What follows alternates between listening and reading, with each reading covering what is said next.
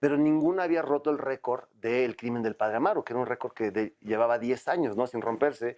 Y el Crimen del Padre Amaro tenía creo que el récord de 2,5 millones de espectadores, que la gente decía, no manches, wow, récord absoluto, ¿no? Entonces el cine mexicano venía como arrastrando estos números y de repente filmamos nosotros Los Nobles.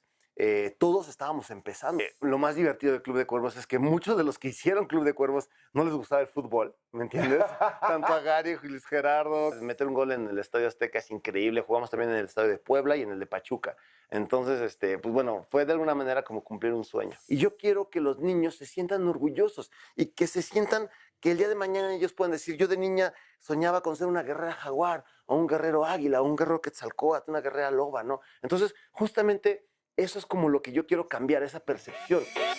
Ya salió el peine, ya salió el peine.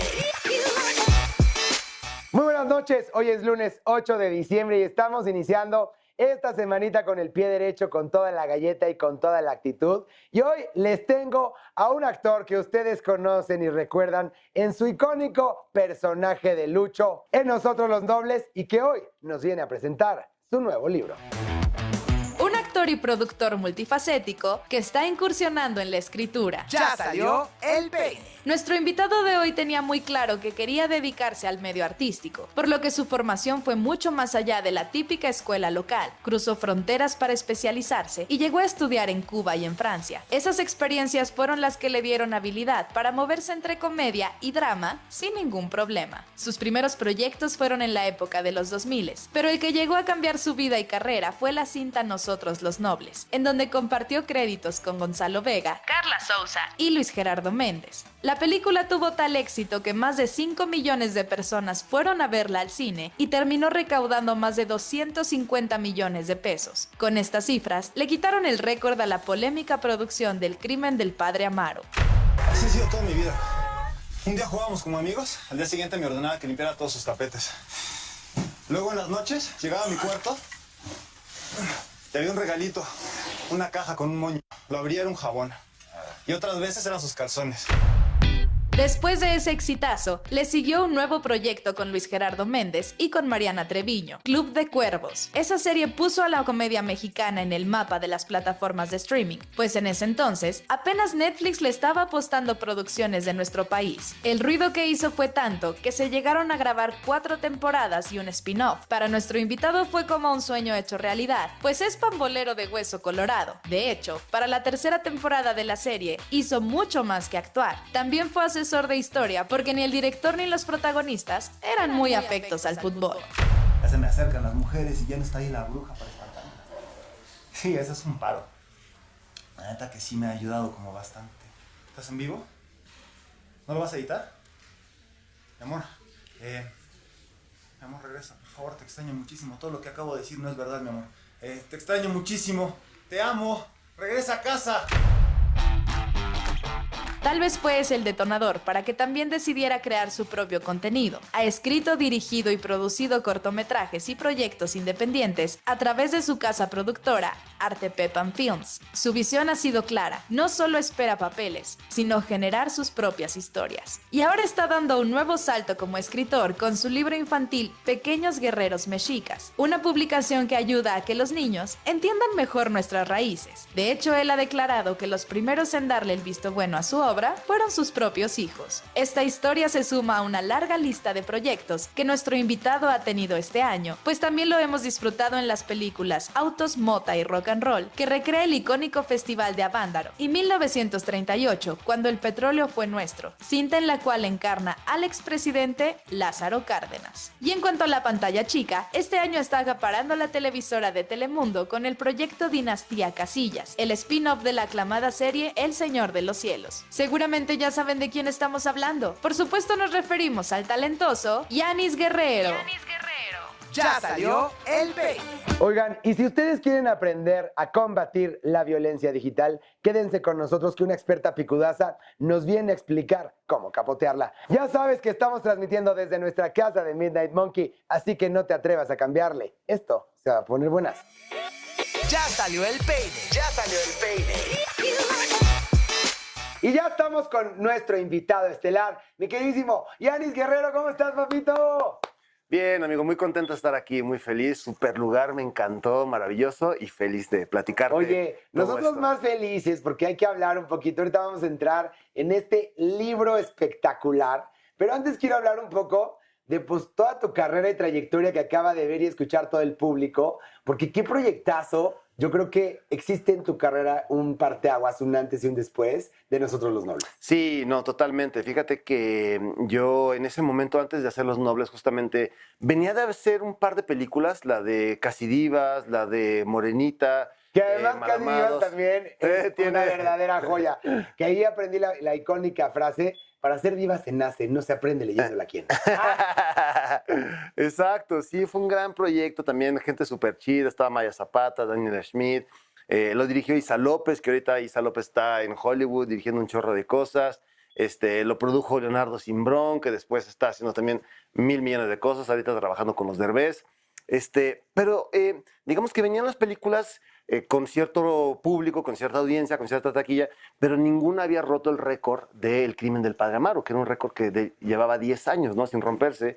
Y el Crimen del Padre Amaro tenía creo que el récord de 2,500,000 de espectadores, que la gente decía, no manches, wow, récord absoluto, ¿no? Entonces el cine mexicano venía como arrastrando estos números y de repente filmamos Nosotros los Nobles, todos estábamos empezando. En Y ese ustedes se entonces. fueron a 5 millones de espectadores y además, no cosa menor, fíjense bien, 255 millones de pesos en taquilla. Así es, así es, así es. Y lo padre fue que todos estamos como empezando, ¿no? Luis Gerardo Méndez, Carla Souza, Gabriel Larraqui, que bueno, obviamente hoy en día pues están en los cuernos de la luna, ¿no? Claro, pero un tanto elencazo. un elencazo padrísimo, estaba Gonzalo Vega también. Claro. Entonces, y fue padrísimo porque también era, yo creo que otro momento, no sé si estarás de acuerdo conmigo, cómo ha cambiado, ¿no? El consumo. Estaba Carla el Sofía cine. Gascón, hay que decir Exacto. también, antes de Claro, la transición. claro, justamente, ¿no? Entonces, fue una locura lo que pasó con esa película y pues la gente iba al cine en ese momento, llenaron el cine, no estaban las plataformas todavía, parece que estoy hablando de la prehistoria, ¿verdad? Pero no estaban las plataformas, entonces la gente iba muchísimo al cine y rompimos el récord. Fue la película más taquillera en la historia del cine mexicano. Después vino Derbez y nos dio en la madre, pero bueno. Oye, Pero y de ahí sí. nos vamos a otro exitazo que fue Club de Cuervos, ¿no? O Club sea, de Cuervos. has tenido, de verdad, yo creo que una suerte porque el talento lo tienes, pero en esta carrera yo siempre creo que existe ahí algo mágico que no depende tampoco del talento y tú has sido bendecido pues, por Sí. estar en estos proyectos con tanta estrella. Sí, fíjate que Club de Cuervos también fue como un hito. Lo más divertido de Club de Cuervos es que muchos de los que hicieron Club de Cuervos no les gustaba el fútbol, ¿me entiendes? Tanto a Gary, Luis Gerardo, Carla, bueno, Mariana Treviño, etcétera. Y fue un hitazo. Yo me acuerdo, a mí me gustaba mucho el fútbol y yo iba a jugar fútbol con mis amigos en las tardes. Y de repente, cuando se estrena Club de Cuervos, bueno, es tan grande el hit que todos los equipos de jugadores y todos tenían un club que se llama Club de Cuervos, ¿no? En todas las ligas, o Nuevo Toledo, Cuervos FC, Cuervos Negros Salvajes, los uniformes de Cuervos, ¿te acuerdas que eran como rayados, Claro. negro? También, y después en la Kings League hicieron un equipo que se llama Club de Cuervos. Entonces, bueno, fue otro parteaguas, fueron casi 5 años de trabajo ahí, fueron 4 temporadas y 2 spin-off, y pues muchísimos actores, amigos. Y convergiendo ahí vemos con Luis Gerardo en los dos proyectos. Así es, y con Gary también. Y con Gary todo también. el equipo de Alarraqui, que el Club de Cuervos fue la primera serie de Netflix fuera de Estados Unidos. Entonces, con eso Netflix entró a México y fue muy padre, la verdad, fue un gran momento. La gente como que empezó a consumir muchísimo en plataformas y ahí se hizo como el gran switch de la audiencia que se pasó de la tele y el cine hacia las Y plataformas. además que está cañón porque esto no estás hablando como si fuera hace muchísimo tiempo y este cambio que a ti te tocó vivir, digamos, no solamente de las plataformas, sino también decías de las redes sociales, ¿cómo fue para ti, digamos, este destape en un momento tan trascendental? Sí, y es raro, ¿no? Porque parece mucho tiempo, pero realmente Claro. Nosotros los Nobles se estrenó hace 11 años. No Por es eso tanto. te digo que fue antier, Sí. pero parece que fue, como bien decías tú, Una hace revolución mucho tiempo, industrial, porque sí. en realidad hemos avanzado tan rápidamente que de repente se nos olvida que fue antier. Y vivimos en un momento parteaguas. Yo lo he como reflexionado mucho desde la industria audiovisual, el cómo la gente está cambiando su consumo, ¿no? Ahora están muy clavados en redes, pero tampoco están consumiendo historias en redes. O sea, como que momentos, pequeños bits de enganche, ¿no? Pequeños... Que ese es un poco el gran desafío, digamos, de la conquista de las nuevas generaciones. Este spam de atención que de repente están en el TikTok, pero además también la tele está prendida, pero por ahí de repente están viendo los visuales de la calle. Estamos bombardeados de todo. Sí, y también la gente, cómo está consumiendo, ¿no? Los jóvenes, algunos están yendo al cine, otros no. Unos están viendo contenido, muchas cosas como extranjeras, coreanas, etcétera, etcétera, ¿no? Entonces, es un reto. Yo siento que ahorita la industria está en un punto como de un parteaguas. Un parteaguas entre lo que se venía haciendo, una forma distinta de consumir y que también lo nuevo no acaba de nacer. O sea, no logramos todavía descifrar. Ahora se empieza a poner de moda supuestamente los contenidos verticales, entre comillas. Entre comillas. Porque realmente yo no veo a nadie que consuma esto, ¿no? O sea, inmediatamente. Entonces, como que vamos a ver, estamos en un momento muy interesante de la industria audiovisual mexicana. Oye, y a ver, ¿qué va a pasar también? Porque, bueno, tú metiste justamente gol ahí en el Estadio Azteca. ¿Qué va a pasar con esta fiebre mundialista también? Va a ser la locura. Yo creo que justamente México va a recibir muchísimos turismo, muchísima gente que va a venir acá a pasársela bien. Creo que los mexicanos, yo estaba escuchando que parece ser que los boletos de México y los viajes y la gente está previendo venir más a México que a Estados Unidos y a Canadá. Claro. ¿No? La gente en todo el mundo tiene más Estamos ganas acaparando, estamos acaparando y la gente tiene mucho más ganas de venir acá a disfrutar, a pasársela bien en México que en Estados Unidos y Canadá. Y eso habla muy bien de los mexicanos, del trato, de cómo recibimos a los turistas, de cómo recibimos a los extranjeros, a todo mundo. Y que creo que justamente pues, es el lugar más divertido, ¿no? Y además tú tienes esa anécdota que se va a quedar ahí, digamos, por siempre. ¿Qué sentiste también de estar, digamos, participando eso, además en el Estadio Azteca, uno de los escenarios más icónicos? Sí. Para todos tus compañeros que no les gustaba el fútbol, pero me imagino que para ti fue como wow. Fue muy divertido. Además, ese día, justo cuando empezamos a grabar, filmamos una pequeña escena con Emilio Azcárraga. Y entonces me acuerdo, fue muy divertido porque él llegó le pidieron que trajera uno de sus Ferraris, entonces trajo un Ferrari amarillo, que no podía pasar en la rampa del estadio porque está muy bajo el Ferrari, ¿no? Fue muy padre, la verdad, meter un gol en el Estadio Azteca es increíble. Jugamos también en el Estadio de Puebla y en el de Pachuca. Entonces, pues bueno, fue de alguna manera como cumplir un sueño. Oye, qué maravilla además también que te ha tocado hacer hasta expresidente. Estoy hablando de Lázaro Cárdenas, en donde tuviste que también sufrir una transformación física. Y ahí es donde vemos también tu rango de actor, que ha sido, pues la verdad, muy importante. Y aquí vemos incluso cómo le arriesgas hasta el físico, porque creo que hasta tuviste que engordar 13 kilos, ¿no? Sí, justamente tuve que seguir una dieta especial. También, bueno, me raparon esta parte de acá para el presidente, las orejas también, porque Cárdenas, recuerdas que tenía las orejas así. Usé unas prótesis acá en la boca para ensanchar un poquito la mandíbula. Tenía además en el traje una especie como de panza ficticia, de tripa ficticia. Y además fue muy bonito porque nos permitieron filmar en Palacio Nacional. Entonces ahí es como el epicentro del poder en México, ves toda la historia de México, porque además tú sabes, Palacio Nacional estaba pues desde los mexicas justamente, ¿no? Sí. Estaba el Templo Mayor y luego llega la independencia y ahí se constituye. Y a nivel histórico y energético, la carga que tiene es impresionante. Sí. Y tú todavía te metes a Palacio y puedes ver partes de las construcciones prehispánicas que están ahí y luego como poquito a poquito se fue una parte, se quemó, luego llega Juárez, luego llega Porfirio Díaz, Madero, etcétera, ¿no? Y todos los presidentes, y están ahí, ¿no? Y es muy impresionante sentarse en la silla presidencial, ¿no? Con el teléfono rojo al lado, con toda la oficina presidencial, todo el ejército, los guardias. Está muy, muy padre, es un lugar muy bonito. Qué maravilla, muy además, también, y qué gozadera para ti, digamos, como intérprete, digamos, poderte meter en la piel de un personaje tan icónico. Y en el lugar, ¿no? Como bien lo dices, ¿no? Sí, totalmente, para mí fue maravilloso. Eso fue un trabajo muy bonito porque además estamos hablando de 1938, todavía no hay un desarrollo de video, de cine. Las películas todavía no son sonoras, hay ciertas cosas que están captadas. Entonces, yo como actor no tenía videos o elementos videográficos para trabajar el personaje. Pero lo que hice fue, me compré muchas biografías y entonces yo leía las biografías y a partir de ahí empecé a reconstruir tanto su personalidad con un par de grabaciones que todavía se conservan y analizar mucho sus rasgos físicos, sus gestos. Por ejemplo, yo me di cuenta que en muchas de las fotos él tenía como la mano así, como un poco trabada. Y después en una biografía me di cuenta que él tuvo un accidente de caballo y que no tenía mucha movilidad en la mano. Por eso salía así. Claro, que son los pequeños detalles que además hacen totalmente la diferencia y es lo que además te puede hacer recordar un personaje. Sí, 100%, y también platicar con su hijo, el ingeniero Cuauhtémoc Cárdenas, con sus nietos, con la gente que lo conoció, ver muchas fotografías, escuchar su voz, porque hay una grabación del momento de la expropiación justamente, que no es el original, porque el original en ese entonces no se grababan, digamos, se mandaban en las ondas y se desaparecían. Entonces él lo volvió a grabar, ¿no? Fue muy interesante, la verdad, hacer ese trabajo. Nos fue súper bien también en taquilla, a la gente le gustó mucho y bueno, y ahí sigue, ¿no? La película mostrándose y viajando. Oye, querido, tengo que hacer un recorte rapidísimo, pero por favor quédate con nosotros. Y tú no te atrevas a cambiarle, estás en Ya Salió el Peine. Ya salió el peine. Ya salió el peine.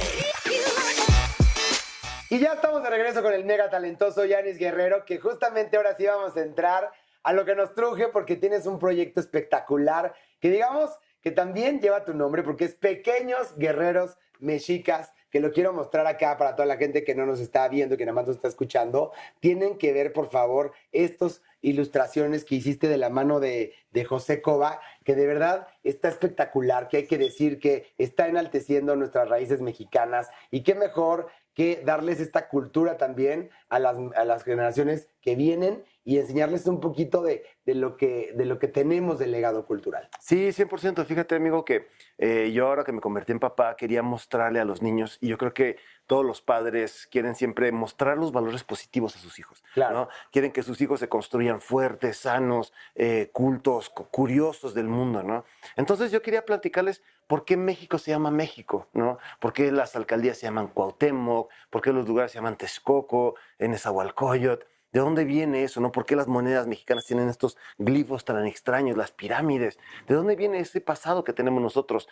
¿Por qué de repente uno no podría imaginar el mundo sin el chocolate, no? Claro. O la comida Que italiana. además lo llevamos a todo el planeta. A todo el planeta, ¿no? Imagínate Suiza sin el chocolate o los italianos sin el jitomate. Claro. ¿No? Entonces, toda esa información yo quería como compartírsela a los niños, pero no encontré un libro que hablara desde una forma poética y bonita de nuestro pasado. Me di cuenta que mucha de la información y de la literatura que hay de los mexicas es ultra violenta y ultra sangrienta. Sí. Y tú sabes que cada quien se puede contar desde todos los lados posibles, ¿no? Y yo creo que ese lado en el que nos han querido contar de esa manera para hacernos ver a nosotros como salvaje, como que el mexicano es violento, como que el mexicano es agresivo, y no tiene nada que ver con eso el mexicano. Claro, porque además también, digamos, todo esto de los sacrificios y lo que ocurría, pues tenía más un sentido, digamos, espiritual, mucho más que aguerrido. No, y fíjate que también hasta esas cosas se están poniendo como en duda hoy en día, ¿no? Se están como que reinterpretando, releyendo, buscando nuevas fuentes, porque mucha de la historia mexica se escribió desde el lado de los españoles, ¿no? Claro. Entonces, obviamente, el conquistador va a justificar sus Ya viene acciones, ¿no? guachicoleada esa historia. Sí, claro, por supuesto. Cada quien cuenta la historia desde ese punto de vista, ¿no? Y muchos países han contado su historia desde otros lados.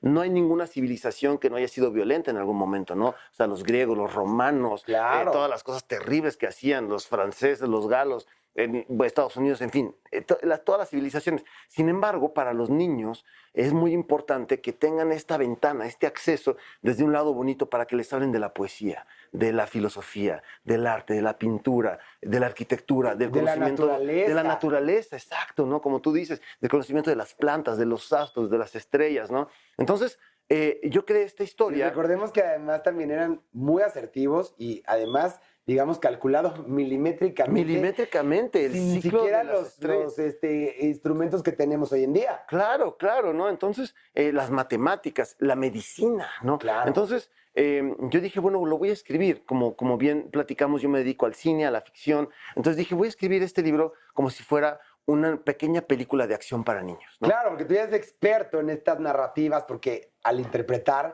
pues tienes que saber también cuál es el hilo conductor, y en este mundo mágico en donde además también con esta sensibilidad lo extendiste a este mundo mágico, que yo creo que, y te lo decía un poco fuera del aire, que me encantaría que esto se llevara a la pantalla grande, que se hiciera una miniserie, que se hiciera una caricatura. Exacto.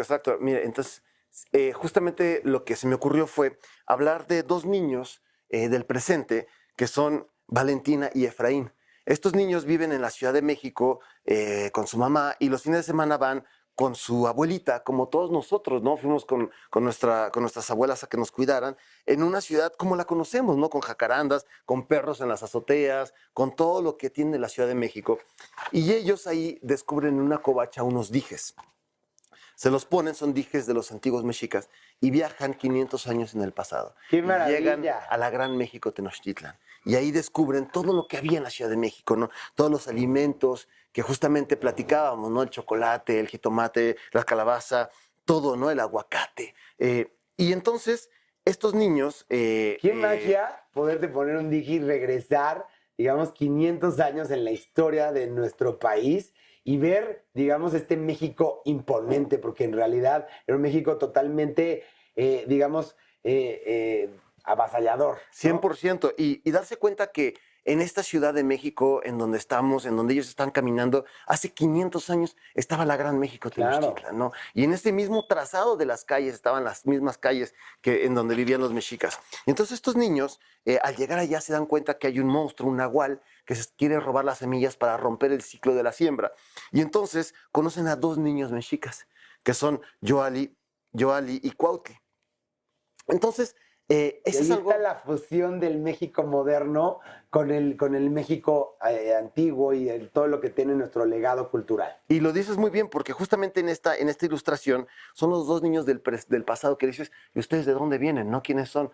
Y ellos dicen, nosotros somos mexicanos, venimos de México. Y ellos dicen, es que no puede ser, porque nosotros vivimos en México, Tenochtitlan. ¿Cómo que ustedes son de México y nosotros también, no? ¿Cómo puede ser posible que estos niños del pasado, que a veces se nos olvida que también en esa época de los mexicas había niños, ¿no?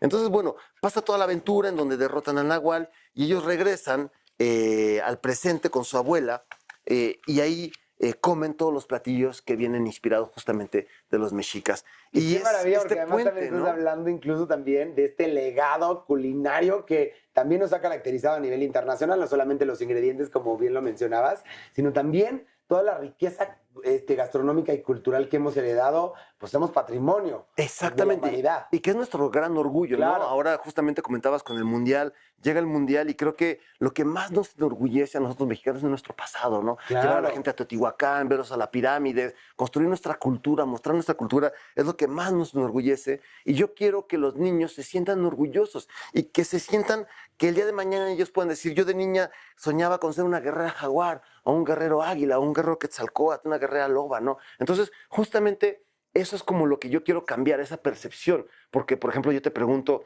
¿cuál era tu superhéroe de niño, no? Claro, y todos seguramente están pensando que en Superman, que en Batman, necesitamos nuestros héroes nacionales. Claro, porque uno crece con esa pasión, ¿no? Claro. Y entonces te sientes cercano a Batman, te sientes cercano a Superman, te sientes cercano a todos estos héroes de otros países, pero esa no es nuestra cultura, es una cultura prestada. Nuestra cultura es la cultura prehispánica, mexica, de la cual nos sentimos muy orgullosos, ¿no? Y la además compartimos sé con que todo el le has mundo. metido incluso hasta billete, corazón, alma, empeño a este proyectazo, ¿no? Sí, fíjate que es un proyecto en el cual pues nos hemos tardado 2 años y yo lo que quería era que la gente, darle el libro de la mejor calidad posible a los niños mexicanos. Este libro le compite a cualquier libro de todo el mundo, ¿no? Tú puedes ver la calidad de Y la se los de quiero la decir porque ilustración. justo antes de entrar al aire, le decía a Yanis, es que yo pensé que la primera página me estaba pasando 3 páginas. No, porque estos son los personajes que además, si no nos están viendo, por favor, que corran a tu Instagram, que ahí está también toda la información.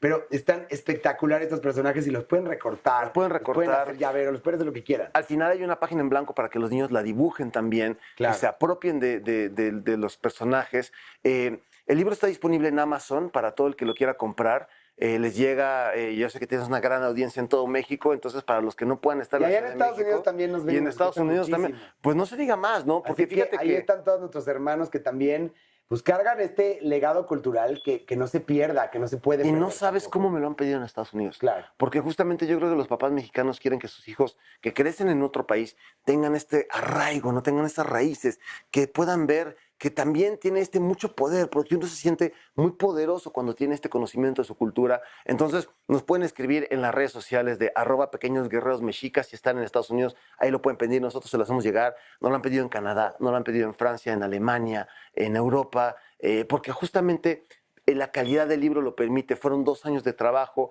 Hay más de 8 personas trabajando el editorial Cuentos Artesana, Paulina Vargas y Paulina Seguí, que nos han apoyado muchísimo. José Cobá, el ilustrador, Tania Telles, que nos ha ayudado con toda la parte visual, gráfica. ¿Cómo es para ti hoy, después de 2 años y todo este equipo espectacular, cómo es para ti verlo materializado y ya tenerlo enfrente y tenerlo para todo el público que nos ve y que nos escucha? Para mí lo más bonito, amigo, es cuando los niños lo ven, lo leen y se enamoran de los personajes. Y le dicen a sus mamás, oye, mamá, quiero un hot cake de Guerrera Jaguar, ¿no? Y quiero una chamarra, y quiero una mochila, y quiero... Y entonces de repente como que los niños se emocionan tanto. Y ahora que justamente pasó Día de Muertos y que se vienen todas las festividades de Navidad, creo que es un gran regalo para los niños, Claro. para regalárselos en Navidad, para que se lo lleven de vacaciones. ¿Sabes lo que me encanta? Por ejemplo, unos papás me dicen, yo lo compré y se lo dejé a mi hijo en la parte de atrás del coche. Entonces, cuando estamos en el tráfico, lo agarra y lo ojea y se emociona y lo lee. Entonces, ya no se pasa en el iPod o en el teléfono. Lo ojean ahí en la parte de atrás del coche.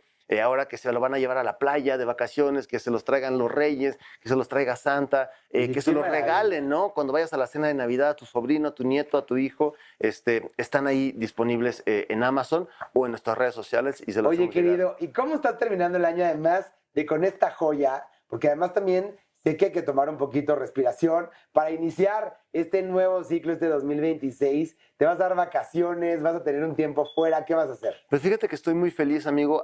Ha sido un año muy generoso conmigo. Estrenamos la de 1938, que platicamos hace rato.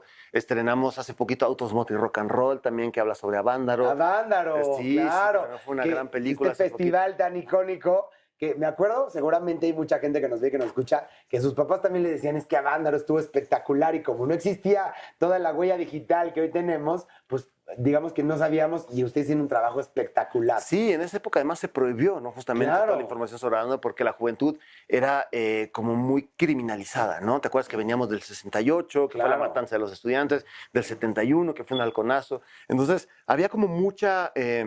sí, se criminalizó mucho la juventud. El rock se llegó a prohibir en México. Ahora estamos en este Qué speakeasy, fuerte. pero así tienen que ir a tocar en los hoyos funky, ¿no? Que les Claro. decían, ¿no? De manera clandestina. De manera clandestina, la policía llegaba y los golpeaba. Eran épocas de represiones brutales.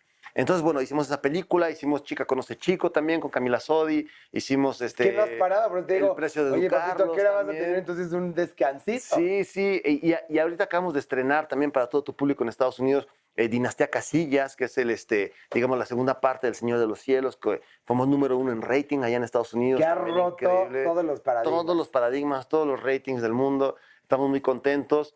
Y bueno, se vienen varios estrenos ahora en marzo del año que entra, también otro estreno de una película padrísima que se llama Hijo de Familia, sobre estos chavos que a sus 30 y tantos, casi 40, siguen viviendo en casa de sus papás. Híjole, qué Eso está muy- historia. eso es un buen tema, Aquí está muy hay seguramente divertido. varias que nos están escuchando, que nos están viendo, que están colgando Sí, el ¿verdad? por favor. Que les están Villanis, retumbando querido, las se me acaba oídas. tristemente el tiempo, pero no sin antes, no te puedes despedir sin antes decirle al público dónde pueden comprar el libro otra vez y que vean todos tus proyectos y obviamente que te sigan en las redes sociales, querido. Sí, pues mira, fíjate, si quieres, a toda la gente, cómprenlo en Amazon, está disponible ahí, lo van a disfrutar, los niños lo van a disfrutar muchísimo. En todas las redes sociales, @Yanis Guerrero, @Pequeños Guerreros Mexicas, escríbanos, se los mandamos directamente, y si no, también hay un par de librerías en la Ciudad de México, pero bueno, lo más fácil creo que es por Amazon y les llega ahí a la puerta de su casa. Cómprenlo, regálenlo mucho, los niños se lo van a agradecer. Gracias, querido. Sigue tan exitoso como siempre. Gracias, amigo. Ya salió el peine. Ya salió el peine.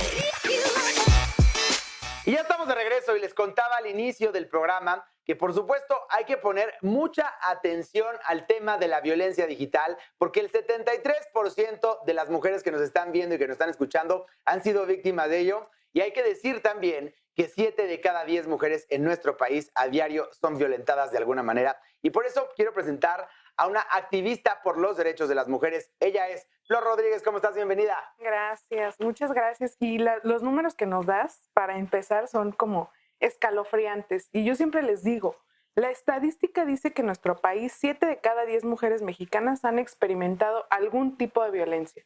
Y yo les digo, las otras 3 son porque no han identificado qué tipo de violencia han vivido, pero es que todas las mujeres... O como digo yo, porque una está soltera, otra está viuda, ¿no? Sí, y no identifican... Y otra es lesbiana. Entonces, al final del día, por eso no es que es el 100%, pero de verdad hay que decir que esto es gravísimo. O sea, lo que estamos viviendo y lo que estamos normalizando tanto en las redes, porque la gente se escuda mucho, yo creo que inicia, digamos, este ciberacoso que han experimentado muchas famosas. Hoy vamos a hablar de algunos de los casos de las famosas que han experimentado este tipo de violencia, pero no podemos seguir, Flor, normalizando este tipo de acciones, sobre todo cuando vienen del mundo digital y que después se pasan al mundo físico, ¿no? Es decir, va en aumento, hemos dicho aquí en el programa a través de diferentes expertos, el violentómetro no es una cosa menor, de verdad, tómenlo en consideración. Si su pareja de repente empieza con estas microviolencias, estoy hablando desde la verbal y la psicológica, porque después va a pasar a la física y va a ser muy grave. Sí, y qué bueno que mencionas el tema del violentómetro, porque es una muy buena herramienta, pero yo siempre les digo que hay que tener cuidado, porque el violentómetro únicamente es una herramienta didáctica para poder distinguir las situaciones de violencia, ¿no? Desde la más invisible, no es que sea menor, ese es el tema.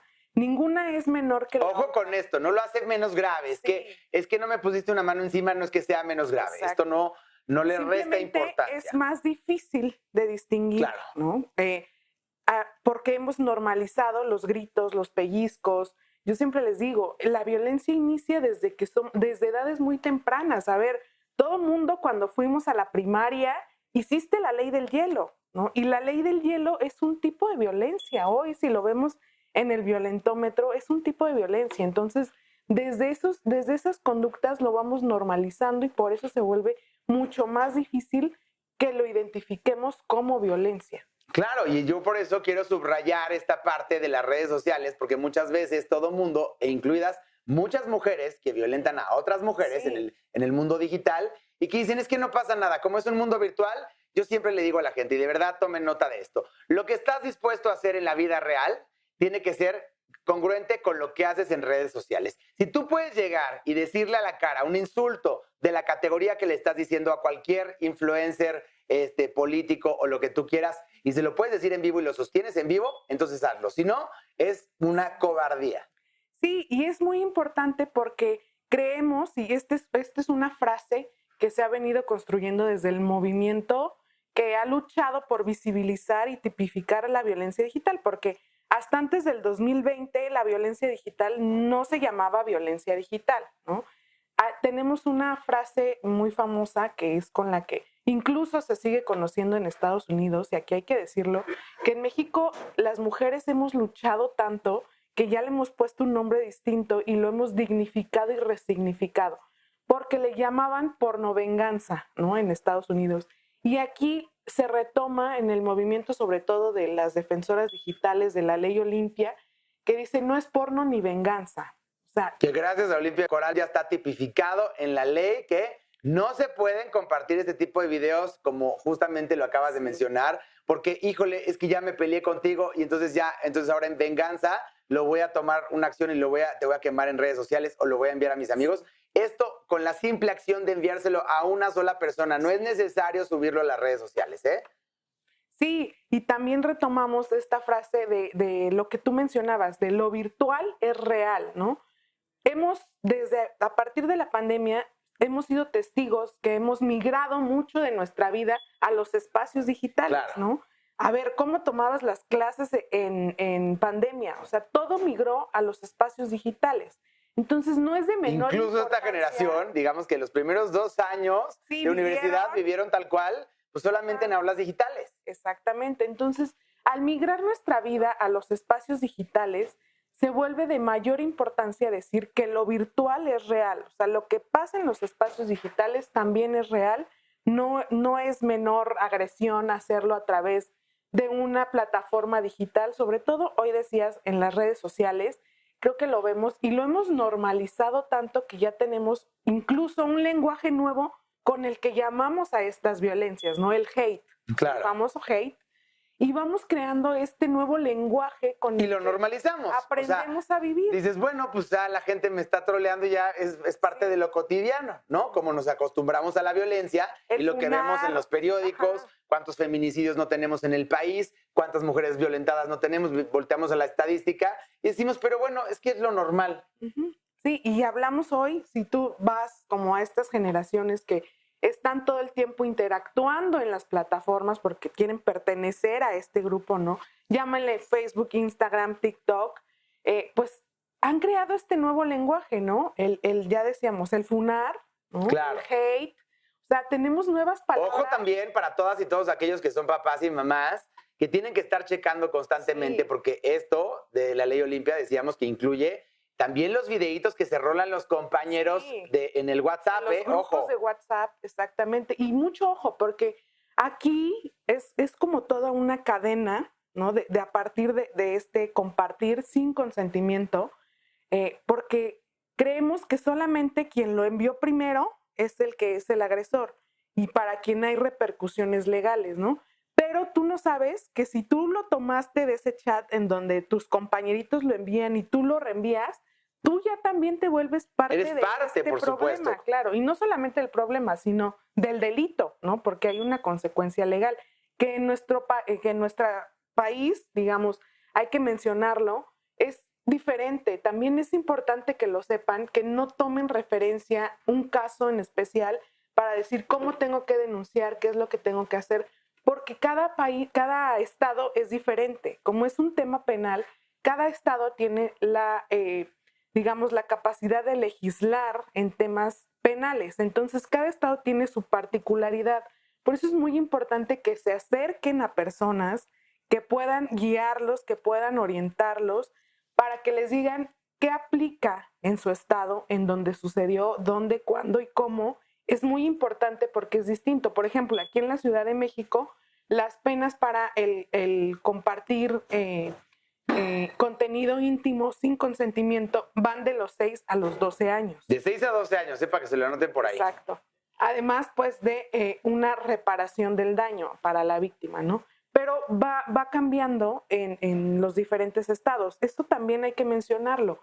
De toda la información que igual hay en las plataformas y en las redes sociales, pues tenemos que tomar en cuenta que no todo es igual para todos los casos. Claro, oye, a ver, tomemos el caso de Yerimoa, que ha sido muy sonado porque estos famosos ejércitos y que también, digamos que toman valor de lo colectivo y que empiezan a atacar a una persona, ya sea porque salió en la granja VIP, en la casa de los famosos, porque dijo algo que estuvo poco asertivo, y a mí me parece esto gravísimo.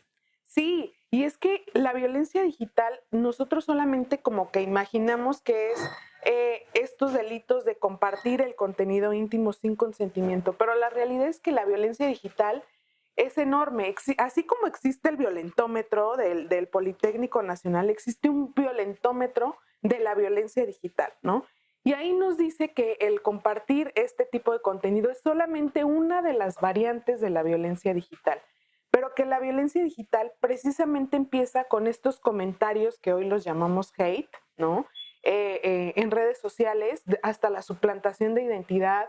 Hay algo que se llama doxing, que es cuando se revelan tus datos personales a través de las redes sociales, ¿no? Cuando dicen, su nombre es tal, vive en tal lugar y su número telefónico es Y que además es peligrosísimo. Sí, entonces el ciberacoso, que es lo que viven estas personas, sobre todo cuando son figuras públicas, también es sancionado.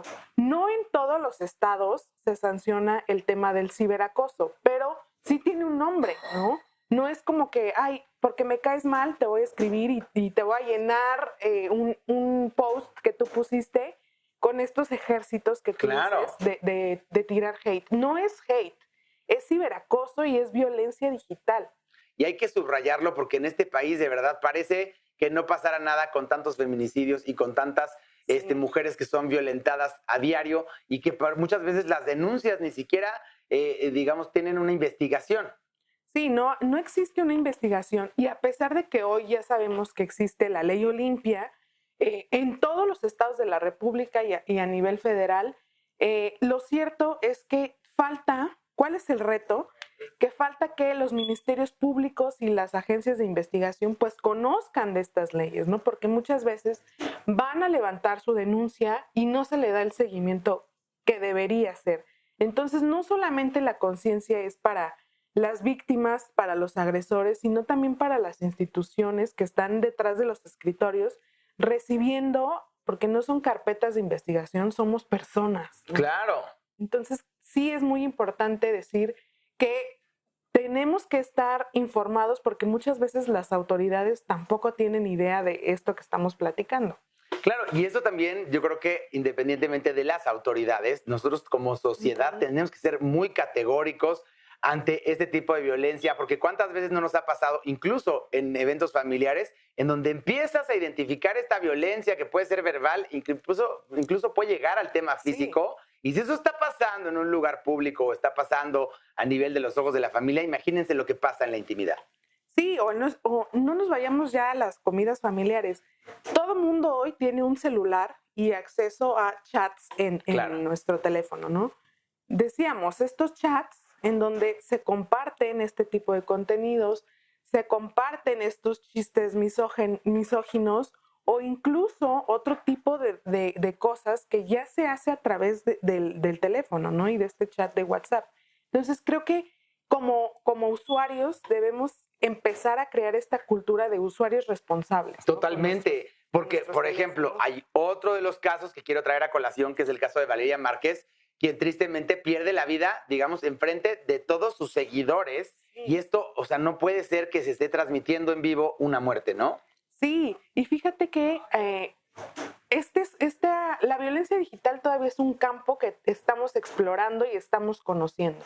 Pero aquí en Ciudad de México, y eso es lo que me gustaría compartirles, tenemos una ley que se llama la Ley Ingrid, que surge por el feminicidio de Ingrid Escamilla en el 2020, y que la intención de esta ley, de esta iniciativa, es precisamente como dignificar a las personas en la muerte o después de la muerte, ¿no? Que sus cuerpos no sean expuestos, porque sabemos que muchas veces se filtran por los medios de comunicación y ahí andan en todos los periódicos. No, y sobre todo también en redes sociales, sobre todo en X, que es la red social más amarillista por excelencia. Más tóxica. Y las más tóxicas, donde vemos también como si fuera muy gore, la sangre, y la gente quiere ver cómo se ve el cadáver, el morbo, ¿no? Exactamente. Entonces, en Ciudad de México sí existe esta ley, que es la Ley Ingrid, pero no está en todos los estados, ¿no? Entonces, creo que como yo decía, es un campo en el que estamos explorando y por el que estamos todavía